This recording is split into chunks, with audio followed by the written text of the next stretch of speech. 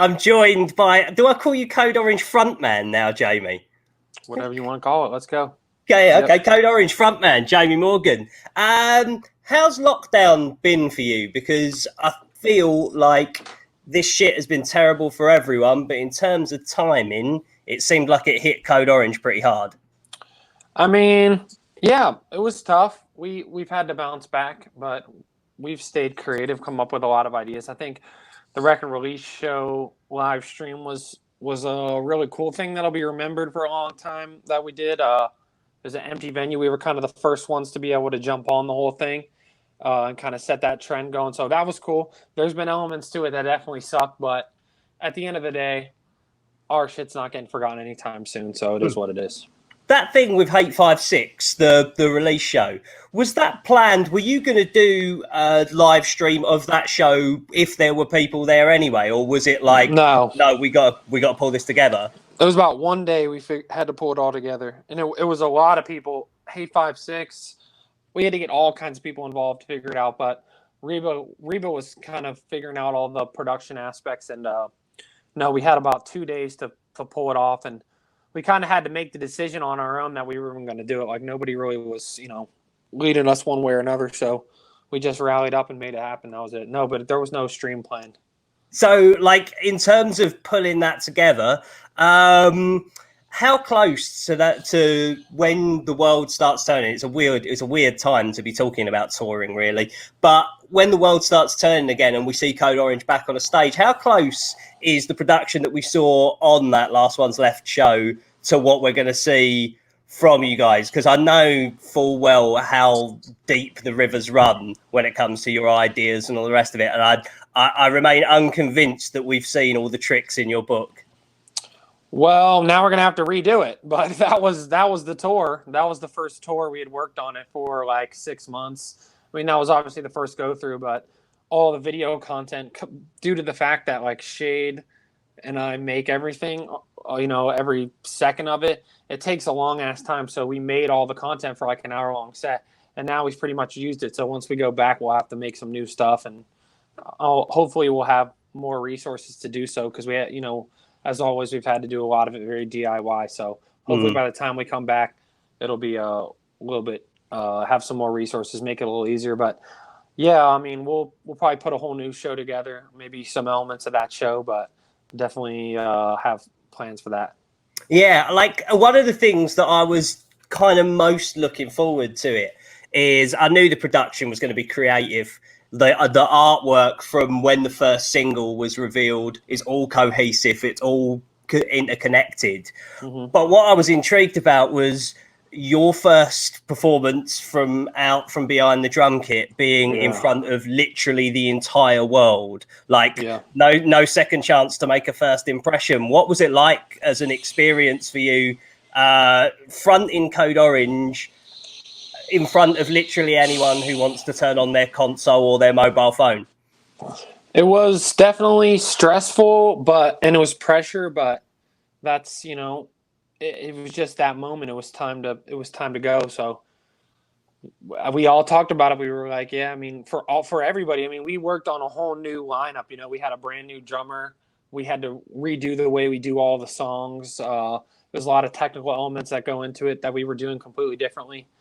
And so it was a lot of pressure, but that's what, we thrive on that. A lot of people say that, but they don't show it. We showed it. So I knew that it had to be show 100, not show 1. And I feel we accomplished that. And when we're really out there, people will even get to see a lot more than what they saw. So, yeah, like, so when did the moment come that you decided to step out from behind the drum kit? Because I see you as someone who is very vocal about pushing things forward. And when I saw you on main stages and second stages, saying what you had to say on festivals on the run for forever, that message, when it's at the back of the stage from behind a drum kit, was that a lot of the thinking about moving forward from the drum kit and now fronting the band? I mean, it really just rooted originally in the songs. The songs were too intricate to have any type of, to keep the Code Orange energy alive in the way that we were set up before. So pretty early on, we were like, we have to do something different. This isn't going to work. And then with that, you know, we hit the road in the middle of the record. We didn't do that many shows, but we got asked to do a couple shows with Slipknot in Europe. So of course we did that. And it was kind of like what you're saying, you know, there's a wall of connection that I kind of realized on those shows could not be breached. I think we took it all the way as far as we could take it, right to the line of breaking through that just based on quality. But I realized at those shows, this is the right move 100%. I just got to put it on my back. And I knew I could do a good job. I just knew I would have to work on it. But we have to change it up to be able to connect with these type of big audiences. So it was those two things kind of going hand in hand. The music really was the first thing. And then, you know, those shows kind of opened my eyes to it even more. I was like, we were doing well, but I know we had to put ourselves in front of people more in the way that, you know, I visualized ourselves, and they had to be able to see it. And it was the same thing with the record. They had to be able to hear it all. And so that was kind of the thinking.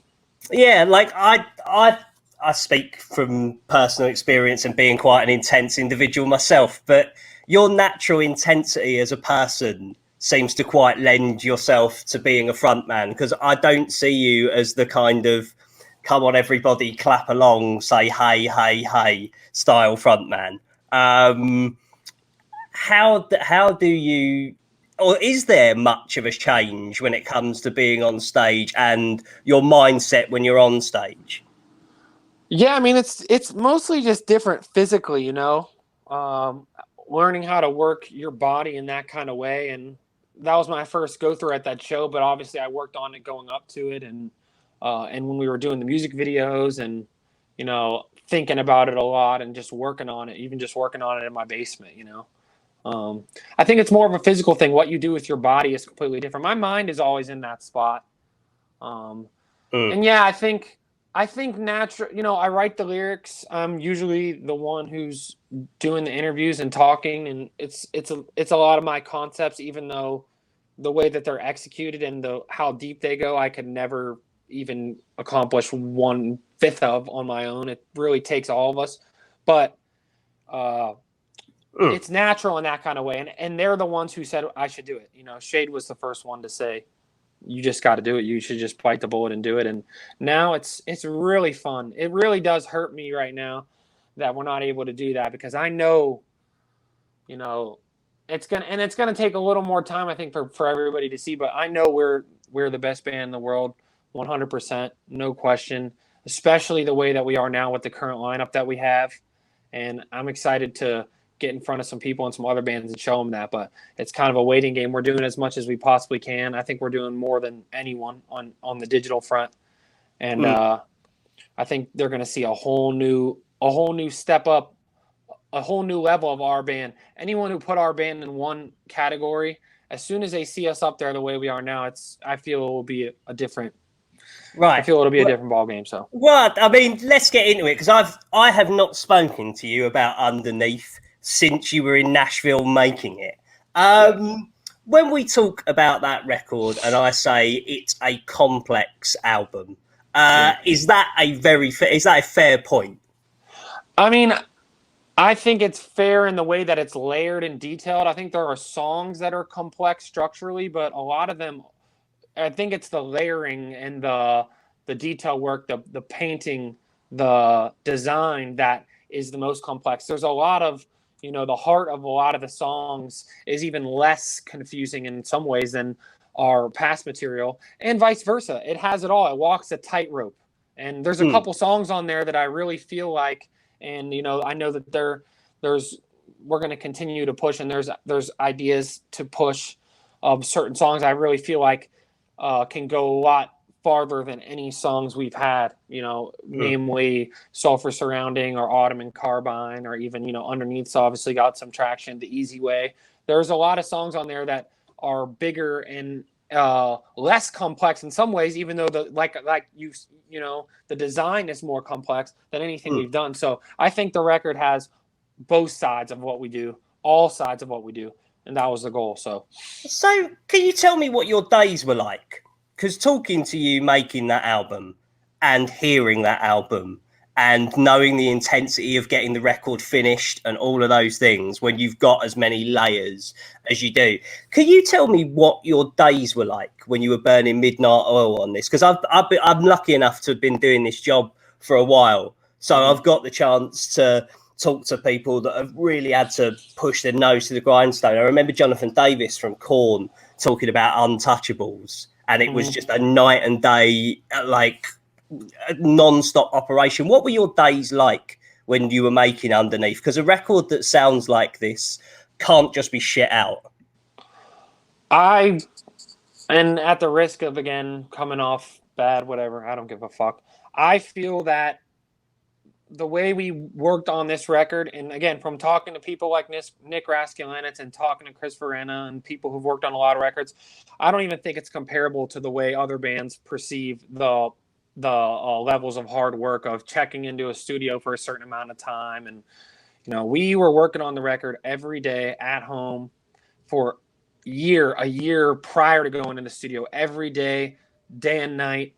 I mean, there's a whole other record that is really just the demos, and it's the same, but they're homemade demos that have hundreds of tracks each on them, you know? And then we made the record, and then we took the hard drive straight from the studio and took it home and worked on all of our own takes, you know? And that's before even getting into mixing and layering and all that stuff. So, I mean, again, it doesn't really matter because it's all about what comes out. You know, you can work as hard as you want and whatever comes out, but I think we lived in the record and built the record in a way that I don't think I think is hard to sufficiently explain, and would probably be better explained by other people that were involved in the process that aren't us, just for nature of coming off a certain way. But I think that we put a whole new concept of working hard on music to music. We weren't going to the studio and having our 8-hour days or whatever. It's 24/7 for a year. That's it. A year and a half every fucking day. So I wanted to ask you something that I don't think I've ever asked you before, because it pertains to the Code Orange record. When you like shit, so when you're into whatever the fuck you're into, like, you're not, are you all in on everything? Like, are you the sort of person that will be like, watch a video that's like 42 Easter eggs you haven't noticed in Blade Runner or whatever? Like, are you deep about the art or the anything that you like? Yeah, to an extent. I enjoy all that. I enjoy finding out about those kind of things. I enjoy detail work, but, you know, I told this to my girlfriend yesterday, much to her chagrin in a way, but all I care about is this. All I care about is this band, furthering this band, trying to expose as many people to what we're putting out there as possible. I don't care about anything else. It's not about the way I approach life, or it's this. That's it. And I think the way we've been bred and come up in this very almost, you know, cultish kind of family of constant insulation, constant togetherness. We're built like machines with one goal, and that's it. It's just to keep pushing the band further. That is why I know for a fact, no matter what is going on in this moment or that moment or the last moment or who's around or whatever, we will get where we're trying to go. There's no one who's willing to take it as far as we're willing to take it in that regard. So it's not about what else I like or anything. It's about this. That's it. It's about Code Orange. That's it. I'll tell you what I meant by that. So this will make, like, very much showing my age here, right? I'm doing some new gaming shit. So I bought some SteelSeries Arctis Pro wireless headphones. They tell me they're the best, so that's what I bought, because I'm obsessive about audio shit. Yeah, right? okay. So now suddenly I'm playing Resident Evil, and when a zombie smashes through the fucking window, I can literally hear where it's coming from. Yeah. I have also been caning the fuck out of Underneath this week. Yeah. Why I ask you about Easter eggs and all the rest of it is because there is layer upon layer upon layer here. And are there Easter eggs that people haven't even noticed yet that exist on that record? For sure. Yeah. No, I definitely get what you're saying. Yeah. I think 100%. I mean, yes, to go back and re-answer your question, yes, I love that shit. I think it's pretty clear if you listen to the record. We love that kind of stuff. It's layered with ideas that go back years. I mean, that go back to the old records, that look forward to new things, that go back to all the stuff we did in between. It's very influenced by the layering. Is definitely influenced by everything from hip hop and electronic music to video game soundtracks to movie soundtracks to television soundtracks. And I think that's definitely the blueprint for sure in terms of layering. And I think that what was difficult about that is being able to keep that element but mix it with the raw, heavy, hard thing that we love, that is metal, heavy metal and hardcore, and feeling a band.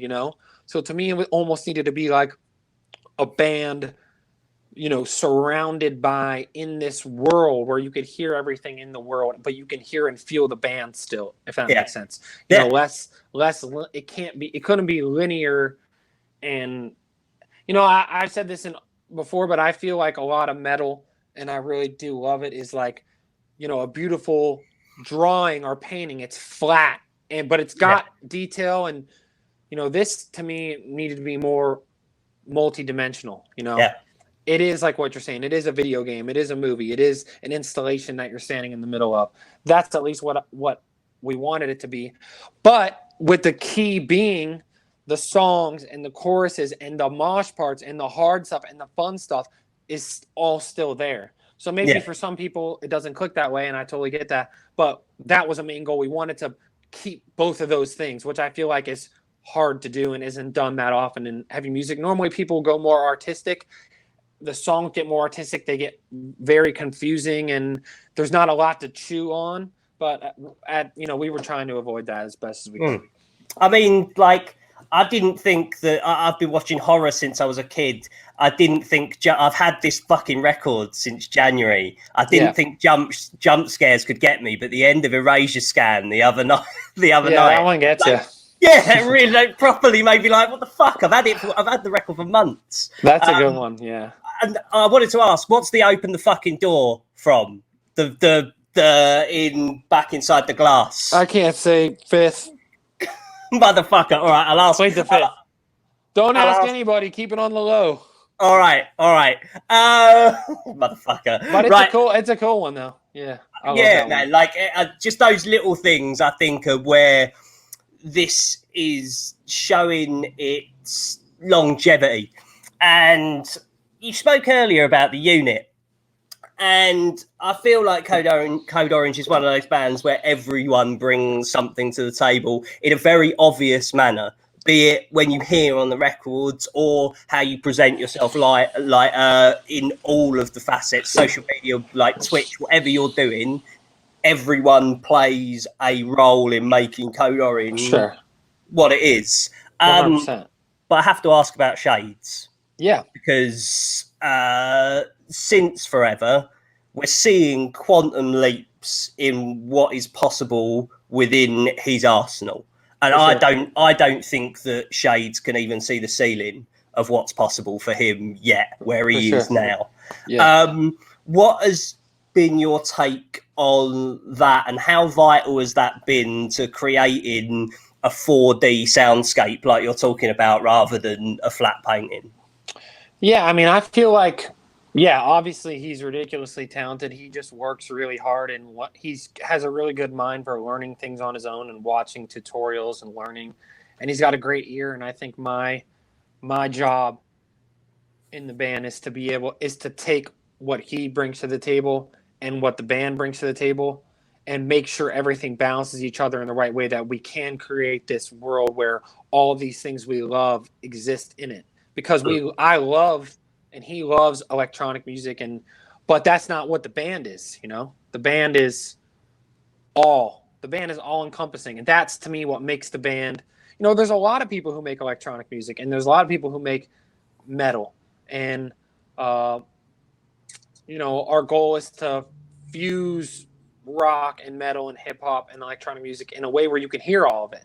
So I think he brings obviously so much unique style and sound and concept, and he just does things that I definitely couldn't imagine. And I think my job is to balance that out with what all the rest of us are doing. And we all work together every day. So it's never like the reason why it doesn't sound like two things, in my opinion, doesn't sound like two different people making stuff at the same time is because, you know, we're all always together. So it's all always mixing. It's not like Shade makes something and then they make a song and it's like, well, I don't really like, you know, we're all together, and that's what I think keeps everything in the pot. So, but yeah, he's obviously, I think he's the best out there. I mean, like I said, Chris Farena said he's a black belt, so you can't really get much higher than that. And I think people will see. We have more things coming up. People will see. It just takes time. You know how it is. And I'm trying to get more patient about it, but you know, it's hard. It's hard when I know what I know. Well, the thing is, like, it's interesting when you say about everything comes together to create Code Orange these days, because once upon a time when you were experimenting with melody, a bunch of you did adventures, right? Was there ever the possibility of the industrial side of things taking a turn for a project like that with you, or was it just always about, we're doing this cool thing, let's incorporate it into Code Orange? No, I mean, we don't think about things that way. It's just as we continue to develop the identity of what Code Orange was. You know, we made the I Am King record and the Adventures record at the same time. And as we continue to develop, it just was realized, okay, if Code Orange is going to be as great as we want it to be, we have to put all of our time and effort into that. And not just musically, in every way, you know, visually, in the way we want it to be presented. So it was an easy decision to move on from that. Yeah, well, visually is somewhere where you've had an impact this last week by doing NXT in your house. It warms my heart to see a band that are so steely in their being forward mark out a little bit. The Triple H relationship. It was awesome. How did that come about? And like, not the WWE thing, I think that's kind of well documented. You and Triple H, what is that relationship and how is that? I mean, it's sick. I mean, I only ever see him when we're doing this shit. It's not like he fucking calls me and asks me what's up. But when we see him, like one time me and Reba went, they let us come to Madison Square Garden for like a Raw. And I seen him and Stephanie McMahon. We were hanging backstage. Literally, it's like us, Stone Cold. We were hanging with Bray. Bray was taking us around, so we weren't just like lost.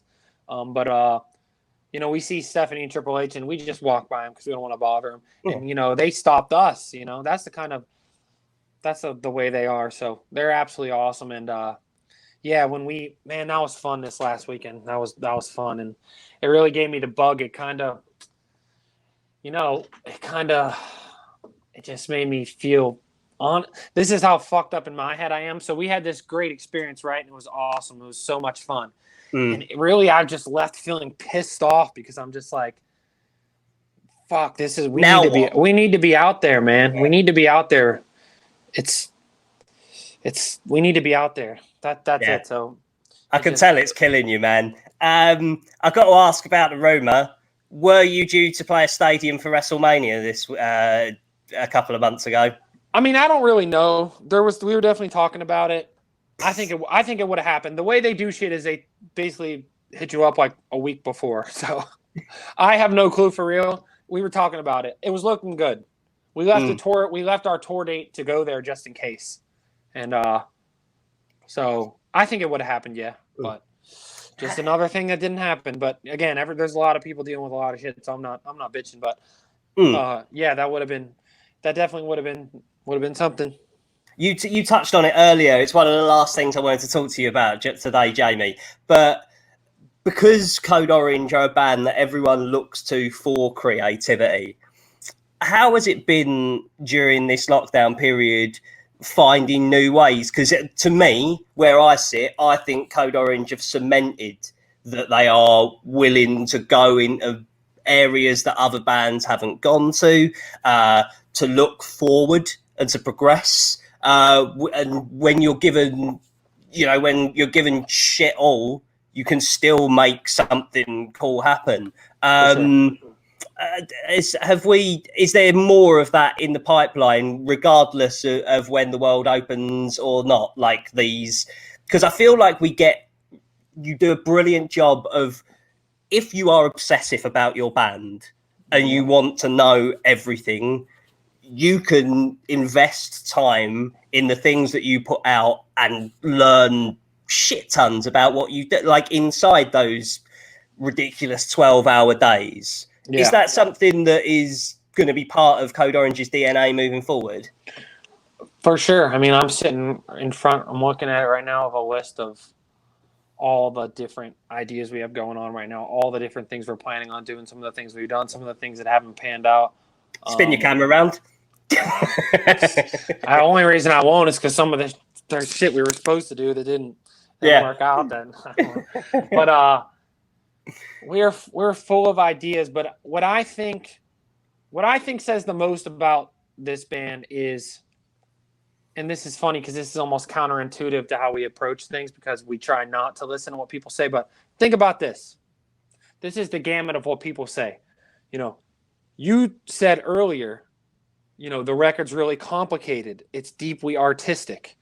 On the other end, people tell me we sold out, our shit's WWE, rock. Then we put out another song and it's too crazy for it to be on whatever radio thing or fucking Sirius radio or whatever. Then we do this. It's always both sides constantly.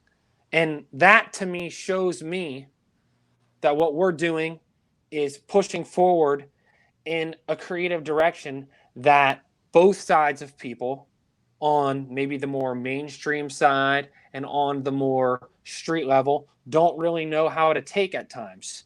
And that's going to make things a lot more difficult for us. It has always made things a lot more difficult for us. Other bands are able to exist in lanes that people, whether it's yourself or whether it's guy commenting on thing or whatever, can understand and see the way that they're going and see the path they're taking.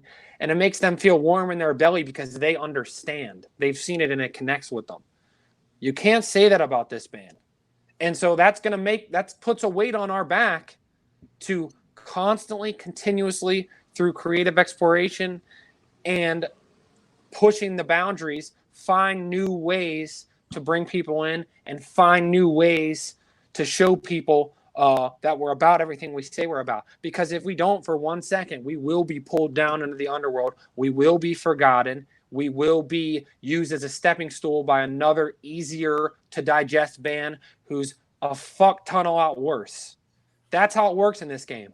So we have clear knowledge and understanding of that. So basically what you're describing is, for Code Orange, for some bands, it's almost a luxury because they can do it or not do it, and they're going to keep their head above water. For us, it's a necessity. If we don't do it every single week, every single 3 days, do something that people were like, whoa, I didn't know you could do that. Yeah. We're done. We're drowned because it's too many elements, too many different sides of critique and misunderstanding to put and package into a nice box for people that are in the music industry, and even people who are conditioned to the way that the music industry is, to get and to eat and digest and enjoy.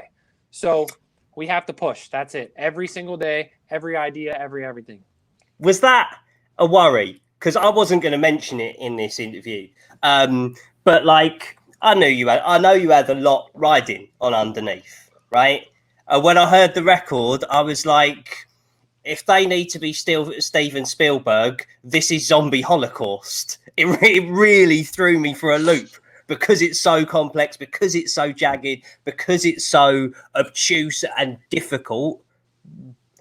But I come from the 90s where loads of challenging bands changed things. and like even the name on the marquee comes from Knotfest, right? I bought Iowa the day it come out as a fan and heard that blast beat for the first time, and I know what it did to push my buttons. Something that traditionally is something that you wouldn't necessarily associate with fans going, "Oh my god," because it's so extreme. I know what that feeling feels like. Is that the conviction that lived in your heart when you were making this record and putting it out? Well, I'll answer that with a couple things. Number one, I'm never fucking worried because whatever happens, happens. I know that we are right. I know our art will stand the test of time. I know that we're going to, whether we become this giant popular band or not, we're going to make seismic impacts on heavy music and on the way heavy music is perceived and the way it's presented. So am I worried? No, I don't give a fuck about things that I cannot control. Where maybe you're like concerned about the record in that way comes from is a good place. And I totally get what you're saying, because you want, in your heart, I know you want people to be able to, you want something that's going to be easy for people. Here's the thing. The problem with this record is this. From your perspective, it sounds one way. From this guy's perspective, it sounds another way. From this guy's perspective, it sounds another way. There's not a consensus on how, if it's too complex, or if I've had people tell me there's so many like big, like WWE rock courses. I don't know about that. It's both sides. It's everything. So at the end of the day, we built the machine that we thought was the best possible thing that our minds could create in the most, not necessarily challenging, but the most creative that Code Orange could be, while still being very entertaining in a popcorn kind of way, So different people are going to take it differently. But I think, do we thrive and enjoy people not understanding? No. I want people to understand. But like you said, there were a lot of very complicated things in the past that people understood. And I think this is different, but I don't think it's any more complicated than those things. I think it's more deeply layered because we're in a futuristic time. We're in 2020. We're in a different era than 1997. Yeah, of course. But is it more complex? Are there more courses on underneath than there are on Iowa? Probably. If you put them mano a mano, it's different times. So that's something I can't control. I do believe Code Orange will get where it needs to go by sheer quality and sheer will and sheer belief that I know all these other motherfuckers, and I know they're not willing to do what we're willing to do. End of the day. So if I come up, like, I know to some people, and I totally get it, it comes off very self-serious and very whatever, but this is all that we have. This is all that we are right now. That doesn't mean that's how it's going to be forever. And we put not just our best foot forward, we chop our fucking foot off and give it to you. You know what I'm saying? We put everything forward. So I'm thinking of it in a completely different way. And to me, it's, whatever. Last question then. Because I've been reviewing records post forever, and we've been talking about a post forever landscape because a lot of bands have taken influence from Code Orange. How would you react if someone took the underneath formula and turned it into fucking something that goes over the top? I mean, here's the thing. What's the underneath formula? That's the thing. It really doesn't exist. They will take pieces of it, they already are, and try to incorporate it into their music. It's impossible to make a record that sounds like that. So it's even different than the last record in that way. I think there's so many elements that have to go into it. I mean, I know that, don't get me wrong, I want to make this very clear before, we get buried. The record draws from so many different things that I love and respect and have admiration for. The combination of elements cannot be recreated. So most likely what will happen is people will take elements for it, which again, I think they already are in some respects. It won't get noticed because they're just taking pieces of it, and they'll be able to use it, for their benefit. And I'm okay with that. I know that what we made sits in its own category by itself. Love it or hate it, don't care about it, think it's dumb, whatever. It don't sound like anything else. Period. The end. The whole record, front to back. It doesn't sound like anything else. It can't be diluted in that way. That's part of the reason that went into the creation of it. And people will take pieces of it and use it. People are going to take jump scares, and they're going to take the way we manipulate samples and manipulate vocals and stuff. And yeah, and they'll maybe they'll evolve it. Maybe they'll make it fucking better. That's awesome. They're certainly not going to do the same shit that we did. And I think that's something that can't be said about a lot of things. But again, that's just my one man's very biased but true opinion. Right. Well, I mean, you're more than entitled to it. Before you go, the Shades do interviews. The Shade?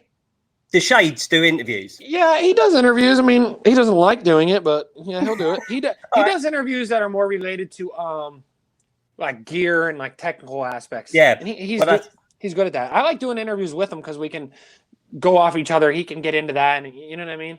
Yeah, so, yeah, but he does. In which case, like when we get to the end of the year and we're recapping records and all the rest of it, you and Shades come on and we'll get into it. Yeah, or you could just have him, whatever you want to do. That'd be great. I'm totally down.